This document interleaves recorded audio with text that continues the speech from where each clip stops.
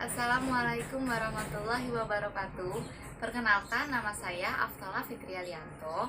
Di sini saya akan menjelaskan materi tentang konsep dan kedudukan media dalam pembelajaran yang sebelumnya sudah saya kaji dulu terlebih dahulu tentang materi tersebut.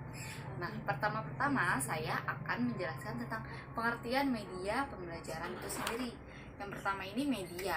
Nah, kata media ini berasal dari bahasa Latin atau medium yang berarti tengah, perantara, atau pengantar. Menurut Kamus Besar Bahasa Indonesia, media dapat diartikan sebagai perantara, penghubung yang terletak di antara dua belah pihak, atau misalnya guru dan siswa.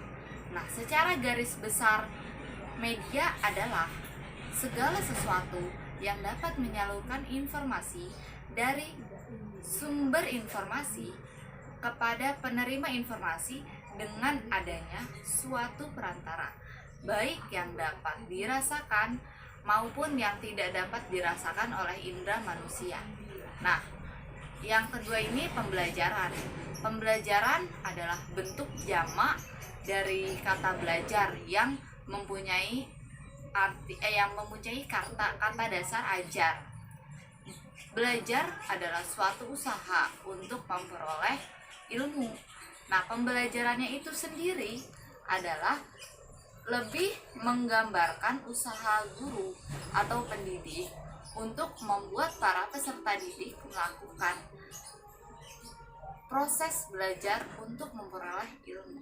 Dari sini kita dapat menyimpulkan bahwa media pembelajaran adalah media yang digunakan dalam pembahasan, yaitu meliputi alat bantu guru dalam mengajar serta sarana pembawa pesan dari sumber belajar ke siswa. Nah, media pembelajaran dalam hal tertentu bisa mewakili guru menyajikan informasi belajar kepada siswa. Jika program media itu didesain dengan baik, maka fungsi itu akan dapat diperankan oleh media meskipun tanpa keberadaannya guru. Nah, pembahasan kita yang kedua ini, kedudukan media dalam pembelajaran. Nah, kedudukan media dalam komponen pembelajaran ini sangatlah penting, bahkan sejajar dengan metode pembelajaran. Karena metode yang digunakan dalam proses pembelajaran biasanya akan menuntut media apa yang dapat diintegrasikan dengan kondisi yang dihadapi. Maka, kedudukan media dalam suatu pembelajaran sangatlah penting dan menentukan. Di sini ada beberapa macam kedudukan media dalam pembelajaran. Yang pertama, kedudukan media pembelajaran berdasarkan karakteristiknya. Setiap jenis media memiliki karakteristik masing-masing dan menampilkan fungsi tertentu dalam menunjang keberhasilan proses belajar peserta didik. Nah, yang kedua, kedudukan media pembelajaran di dunia pendidikan. Suatu pengalaman belajar akan diperoleh karena adanya penggabungan antara media hingga menjadi suatu kesatuan kerja yang menghasilkan suatu informasi yang memiliki nilai komunikasi yang sangat tinggi.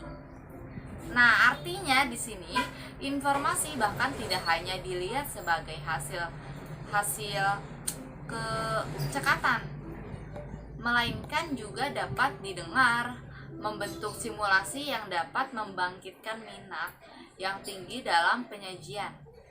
Nah, dengan ini kedudukan media dalam dunia pendidikan tidak hanya sekedar alat bantu guru, melainkan sebagai pembawa informasi atau pesan pembelajaran guru yang sesuai dengan kebutuhan siswa.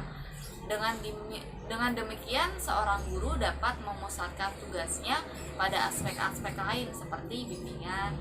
Nah, yang ketiga ini kedudukan media dalam sistem pembelajaran. Sistem adalah suatu totalitas yang terdiri dari sejumlah komponen yang saling berkaitan.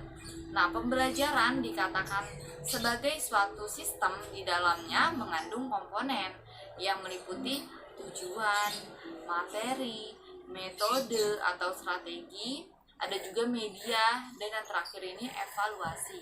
Nah, yang keempat, kedudukan media dalam proses belajar mengajar. Nah, kedudukan media dalam proses belajar mengajar ini sebagai alat untuk memperjelas bahan pengajaran pada saat pembelajaran atau pengajar menyampaikan pelajaran.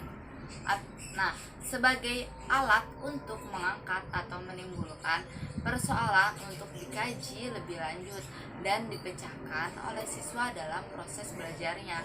Dan pengajar bisa menempatkan media sebagai sumber pertanyaan belajar siswa. Nah, di sini juga sebagai sumber belajar siswa. Nah, media tersebut berisikan bahan-bahan yang harus dipelajari para siswa baik secara individu maupun kelompok. Nah, yang kelima, kedudukan media pembelajaran dalam teknologi pembelajaran. Pada dasarnya, kedudukan media pembelajaran di dalam teknologi pembelajaran terdapat komponen di dalamnya. Di antaranya ada pesan, orang, bahan, media, peralatan, teknik, dan latar. Nah, yang keenam, kedudukan media untuk mengundang partisipasi aktif siswa.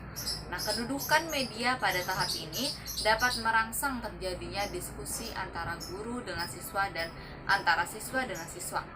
Nah, dari sini dapat saya simpulkan dari materi yang saya jelaskan pada umumnya, kedudukan media pembelajaran berfungsi sebagai alat perantara atau alat pengatur pesan dalam kegiatan pembelajaran, yaitu memberikan stimulus kepada siswa agar siswa dapat memahami materi yang disampaikan guru dari konsep-konsep yang masih abstrak menjadi gambaran yang lebih konkret.